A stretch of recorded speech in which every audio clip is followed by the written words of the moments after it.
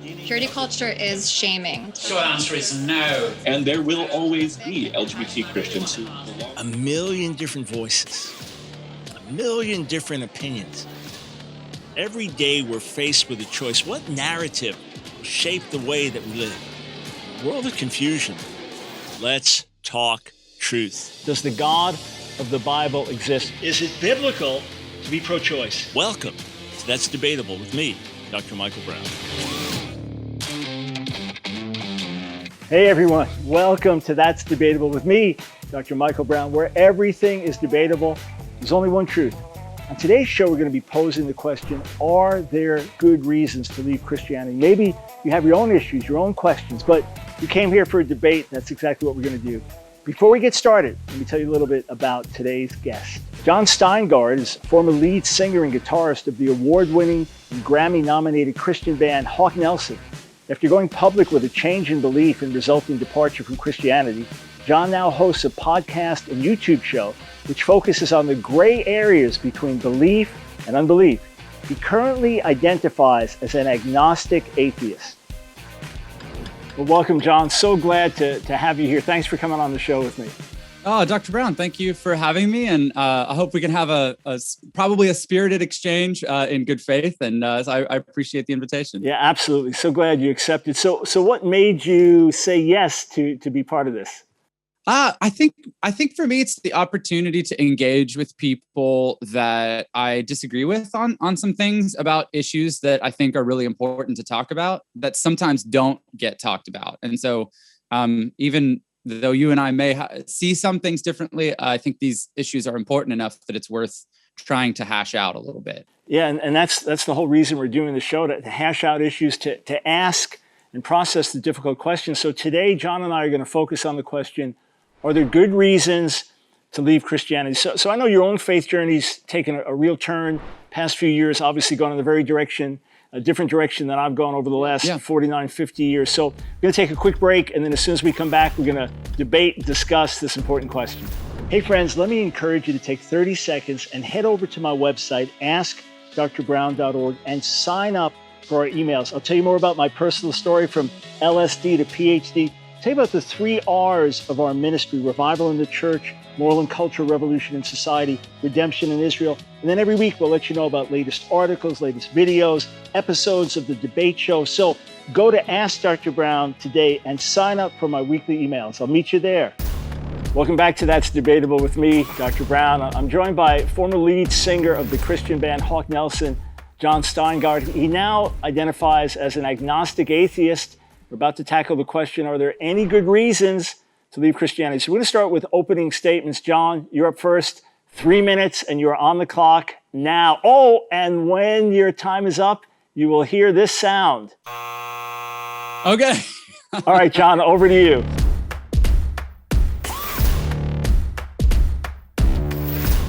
All right. Thank you very much, Dr. Brown. I don't do a lot of these time debates, so if I'm terrible at them, you've been warned. So, so the question we're pondering is, are there good reasons to leave Christianity? I'm someone who fairly publicly did do exactly that. So I do feel that there are good reasons. For me, these reasons are sort of twofold.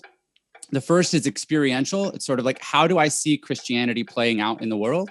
And the second is intellectual. It's like, are the claims of Christianity true? And so I'll tackle each of those one at a time. The first one, on the sort of experiential side, I'll be the first to admit that I know lots of people who have done great good in the world that were motivated by their Christian faith. So I think that is something that's worth considering. At the same time, I've seen a lot of issues on which a lot of harm has been done.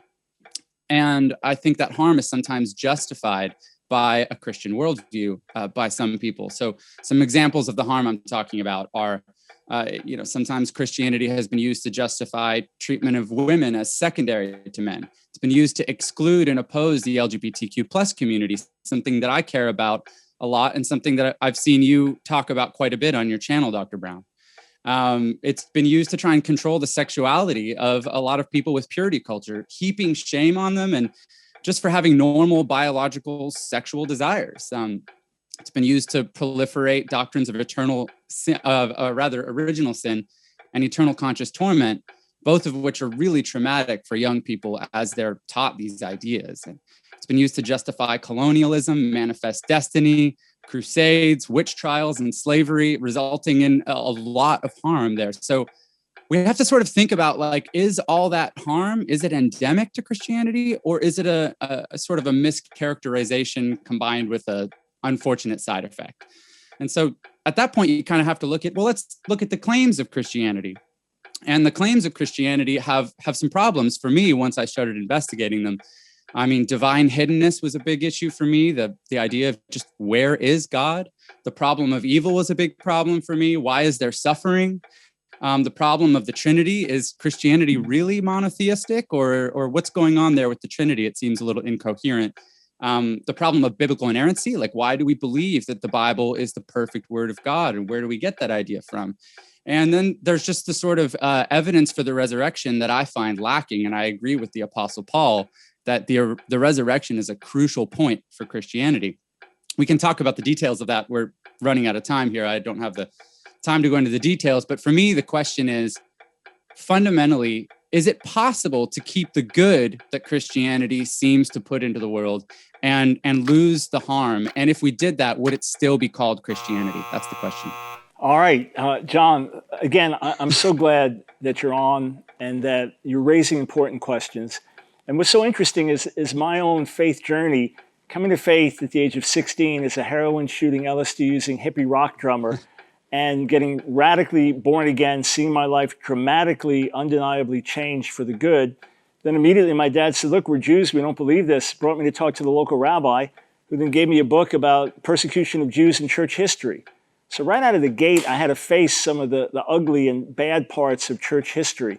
And then all my studies were with secular professors all the way up through my PhD in Near Eastern languages and literature at New York University. I never studied with a believer. So all I had my entire believing life was challenges, intellectual challenges, and then coming to faith in a Pentecostal church that believed in divine healing. What if you don't see it? So I wrestled through those things and agonized over the issues, but had the exact opposite experience, that the more the years went on, the more convinced I was of the truth of the Bible, the truth of the gospel. So Christianity, when we speak of that, already we're talking about an organized religion. We're already talking about traditions of men and things like that. So I could understand someone leaving Christianity, but leaving the Word of God, leaving God himself. That's where I really say, if we will seek him earnestly, and if we will pursue him as if our lives depended on it, he will reveal himself to us. You know, it was Chesterton who once said that it's not that Christianity has been tried and found lacking, but it hasn't really been tried adequately. So first, there's the seeking of God in an earnest way that very few of us do. And I find that people who do that have radical transformation. The other thing that I've seen as I've been outside of the States 200 years, I think of my friend Yesupanam in India, who was an atheist, alcoholic, Naxalite, which is a Maoist terrorist in India, when Jesus appeared to him. And he's an extraordinary man, though. It's over 45 years building orphanages, caring for the poor and the needy. He wanted to be a revolutionary and found that Marxism was the way. He came to meet Jesus and now is doing incredible good around the world. I have met so many people like him. If you take God out, if you take Jesus out, if you take the Bible out, no, none of that exists. The people that I know, grads from our ministry school, who are fighting human trafficking, the people that I know who are ex-gay, ex-lesbian, and their lives have been transformed. If you just say, well, we'll keep the good moral values of Christianity, but take Jesus, the Bible out, no, it doesn't work. It really is transformative. So the journey that I would challenge you to go on and encourage you to go on is one where we say, can we have everything that God has spoken of with his supernatural intervention without some of the negative baggage? That's the great challenge. That's the journey I've been on for almost 50 years, but I'm sure that God and his word are solid, true, and reliable. You hit that 3 minutes pretty good there. Oh, you nailed yours also, man. So listen, those are our opening statements. Now, 2-minute responses to each. So John, 2 minutes, over to you.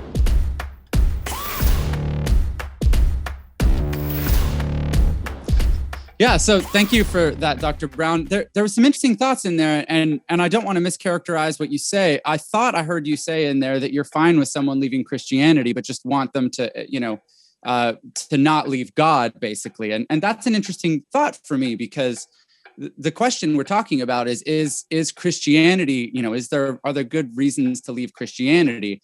That's a different question than, are there good reasons not to believe in God? Because when we're talking about God, outside of just Christianity, we could be talking about all kinds of different things. We could be talking about divinity in a much more general sense. And a lot of my progressive Christian friends do tend to do that. We could be talking about sort of God as ground of being, as Paul Tillich's idea of God being, rather than God being a being the source of all life. And I think that's an interesting way to think about God. So I'm much more willing to entertain ideas of God that are a little outside the Christian perspective, because I think there's actually a lot of options. And so, yeah, I mean, with regards to leaving Christianity, I kind of feel like I heard you say that you're fine with that. So maybe I want to kick this back to you once my time is up and let you clarify that, because I'm sure that's something you'd like to clarify. For the last 30 seconds of my time, I would actually, I noticed that you use the term ex-gay, and I think for a lot of people in the LGBTQ plus community, that's a fairly frustrating term, because what you're doing in that situation is you're invalidating who they say they are and who they believe themselves to be. And that's something that as a Christian, I allowed, and I don't feel good about anymore. Yeah, so just to respond to the last point, I'm not invalidating someone saying, I feel I was born this way. I don't believe they were born that way, but they feel they were born that way. They say they tried to change and they couldn't. I believe their story and my heart goes out to them. I've wept in secret for their well-being and for God's best for their lives, but don't invalidate the stories of those who say, Jesus changed my life. That's the issue. Don't invalidate them. My issue with, quote, Christianity, as a Jewish follower of Jesus, we often look at church history and church tradition a little differently and through a bit more of a filter. My issue, I said, is leaving God, leaving Jesus, leaving the Bible. So I'm very specifically talking about the God of the Bible. You take him out. If we just have an atheistic worldview, there is no purpose in life. There can be no purpose. There can be no meaning, because everything is just the freak product of a random evolutionary process. And even the problem of evil and the problem of suffering, you take God out, you take an afterlife out, there's no meaning to it. In fact, there's not even a problem of suffering when a tiger or a lion eats its prey. There's not a problem of suffering. It's just a predator. So, hey, survival of the fittest, that's just what happens. The very fact in our hearts we know something's wrong, the very fact in our hearts we cry out for meaning, for purpose, the Bible answers all those questions. And what I found is that the questions have been asked very well and the answers haven't been presented as well. And what I found is when people will do the work, do the study, and find there are answers. In fact, I could come with perspectives of the resurrection that I think would be really eye-opening to you. But bottom line is this. Did you ever really experience God in your life?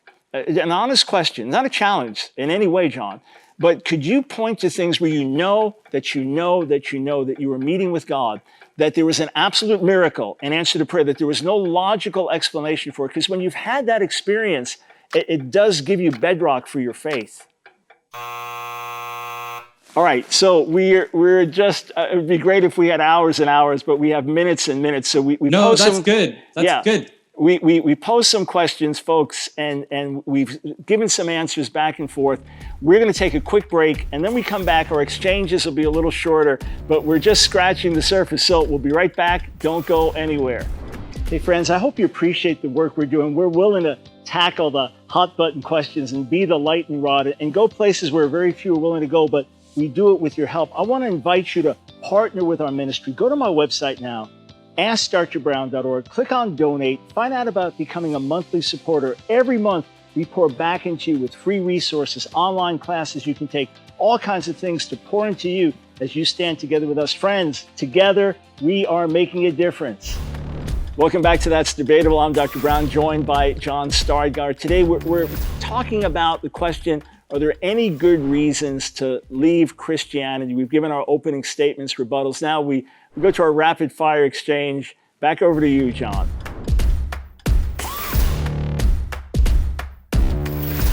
Sure. Yeah. I wanted to respond to three things that you said there. The last thing that you said was a question about whether I'd ever really experienced God. And I find that to be a difficult question because my whole upbringing was charismatic evangelical background here. So experience was kind of everything, right? And I don't think I ever experienced anything that I now could look back at and be like, there's no explanation other than God. I can think of a lot of psychological precepts that sort of can explain a lot of the experiences that I had. So it's not undeniable for me, although I really did seek a relationship with God earnestly for many, many years. And I just wasn't able to sort of conjure it up. In the short time I have left, the other two things you mentioned is purpose. I think that a purposeless universe is not proof of God. It's just proof that we might want to believe in God. The same thing with problem of evil we could talk about later. So I of course, appreciate your candor. The question I have then is, if you, looking back, cannot say, okay, there was no possible explanation for this, it had to be miraculous. So you're being very honest and candid, saying it may have felt like that then, but in retrospect, you can't be so sure. There is so much documented evidence. One of my colleagues wrote his doctoral dissertation on people with metal implants for various issues in their bodies, and then they were prayed for, and what the documented results were. In some cases, documented, the metal implants disappeared. He has a whole dissertation on this. There's been other scientific study of people that were deaf or blind that were prayed for with results. I mean, peer-reviewed, looked at by other scientists and scholars. So it's not just my story. Jesus changed me, praise the Lord. Or I had a cold and now the cold left after a week, praise the Lord. No, I'm not talking about that, but there is real evidence for miracles. So if you didn't experience it yourself, if you don't think God's there, who's behind these miracles? Okay, thanks for that. So first off, it should be said I haven't seen those studies, so I'm not familiar with them, so I don't feel like I could speak to them knowledgeably. I haven't personally experienced anything that I can qualify as an undeniable miracle. I've certainly heard people claim that they have experienced those things, but I haven't yet been sufficiently convinced that anything, the supernatural natural distinction is sort of problematic, but for lack of a better word, I haven't been convinced of anything supernatural happening. But even if I were, there are plenty of people that believe things outside of Christianity that include sort of quote unquote supernatural beliefs. So the question would still remain, how do we connect those events specifically to the truth claims of Christianity? Because I think that that's sometimes quite difficult to do. And I've got 3 seconds left, so I didn't quite hit that as well as you did. Oh, you're landing just great there. So I understand that there are other claims for miracles. I'd encourage you to look at Craig Keener's 2-volume study called Miracles, where he looks at the intellectual issues of the miraculous, then at New Testament accounts, and then modern accounts. So Craig Keener, his 2-volume study, Miracles, or Randy Clark, Eyewitness to Miracles, just to get you thinking more about the reality of this. For me, there have been times when God stirred my heart to pray for something, and while praying, he'll speak to me about something that's going to happen with someone contacting me from another country out of the blue, and the next day that happens, and they say, I don't know why, I just felt I was supposed to call. You know, those kinds of things, when they happen over a period of years, and then when they happen when you're giving yourself to the Lord to try to serve the world and make it a better place and help people in tangible, real ways, and you see God's backing, for me, honestly, and I'm not making any comparison to you or speaking in any diminishing way, but I would have to have massive intellectual denial to deny what I've seen. Okay, so that's interesting. See, I get into these conversations sometimes where people start talking about experience, and the problem with experience is that it's inherently subjective. So it's subjective to you, your experiences with your faith, and I appreciate that. The question becomes then, how can I claim that my experiences, or how can you claim that your experiences with Christianity sort of trump someone's claimed experiences in another faith, say, or something like that? And for me, divine hiddenness is a really big problem, because it's like, if God is all powerful and all loving, surely he's capable of presenting himself in a way that is undeniable to all people. And he clearly hasn't done that. So either he's chosen not to for some reason, or he's not there. And subjective experiences don't really necessarily overcome that problem. Yeah, I mentioned the experience. Obviously, this is not the whole of what I believe, and we've talked about intellectual and experiential issues in other ways in terms of world suffering. Obviously, we would say through the cross, God is shouting his love to the world, and that's why we go around the world proclaiming it. As for those who never hear, God's their judge. I'm not the judge of every individual on the planet. But I know so many ex-Muslims, ex-Hindus, ex-atheists, people from other background, ex-ultra-Orthodox Jews that are followers of Jesus, and what they found was God meeting them, revealing to them who Jesus was, and then the truth of Scripture. I would come back to the issue of purpose, of meaning, that I would think deep down there's something inside of you that says there must be more, that speaks of a morality, that speaks of right and wrong and good and evil, that speaks of purpose and destiny. And honestly, I don't understand if you take God out of the picture, how there can really be purpose, meaning, destiny. Maybe you can explain that.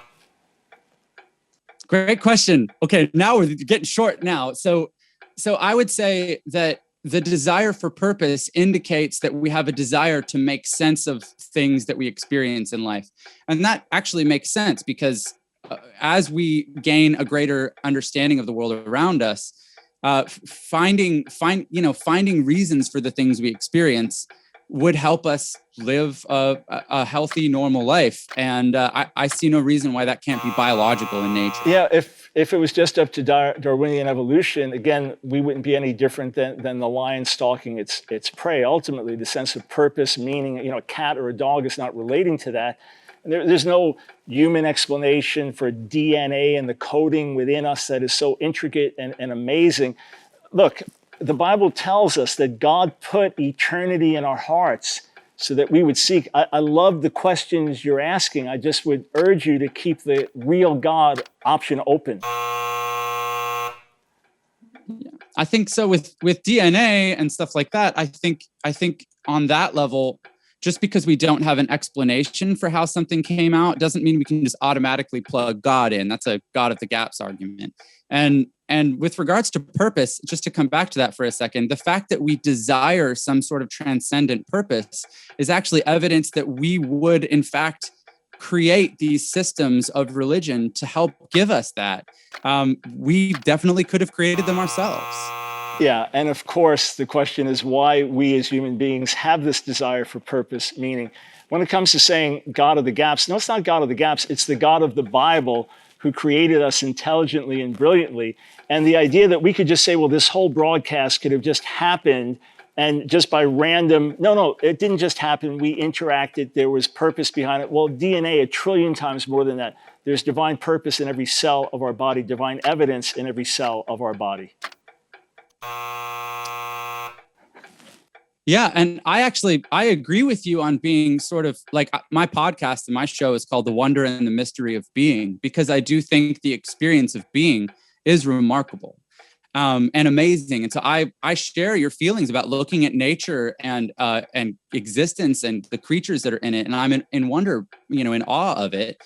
But I think it's a long leap from that to the God of Christianity, a really long leap. As a bonus for being on today's show, I want to send you a free copy, signed copy of my commentary on the book of Job, because we deal with the issues of suffering, and then we deal with God's revelation, including in nature, and God's surprising answers to Job, and even the idea of challenging God as an act of faith. So I just urge you again, in the midst of the wonder, the mystery, don't exclude. You had an experience, you've walked away from, quote, the God of Christianity, re-examine, reconsider. All right, so we've got one more chance to state our case. We each get a minute for our final words. John, it's been a delight and feel just like I'm getting to know you a little here. So 1 minute, closing words, over to you.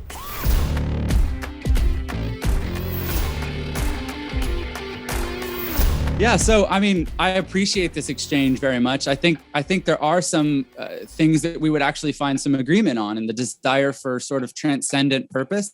I feel that, I do.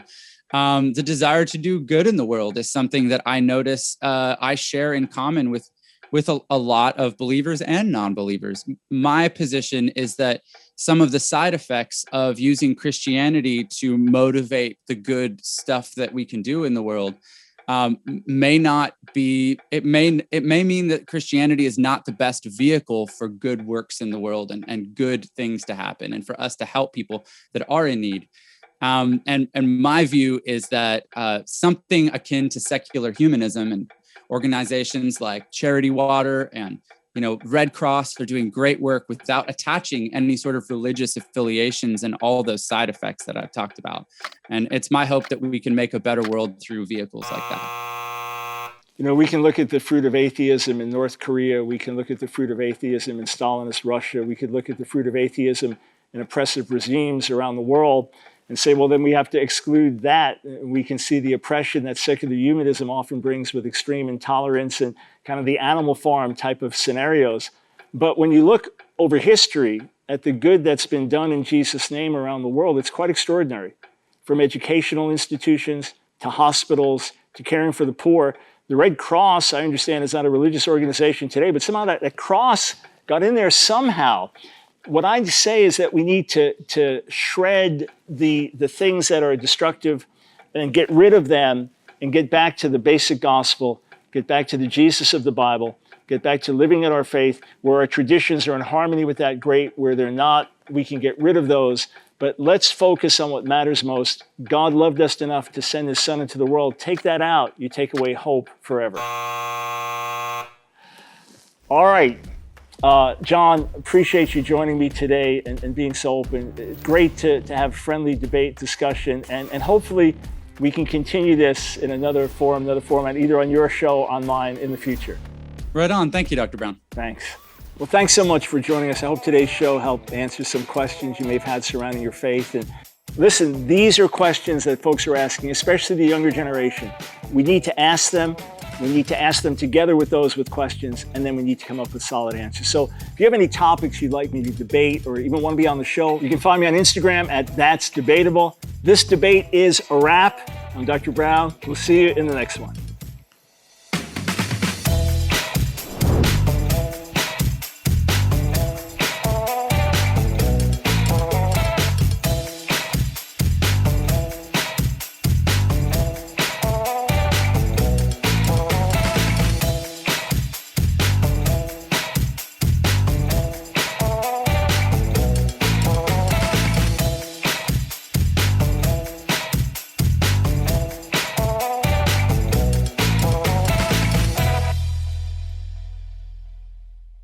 Are you struggling with your own faith? Do you have some questions that you're maybe even afraid to ask? You don't know where to go? My friend, I've written a book just for you. It's called Has God Failed You? Finding Faith When You're Not Even Sure God Is Real. It's for you. It's for loved ones and friends that have questions. We ask the tough questions. We tackle them together and we dig into the Word and come up with edifying, life-changing answers that could just be the difference between life and death for you. Check out Has God Failed You today?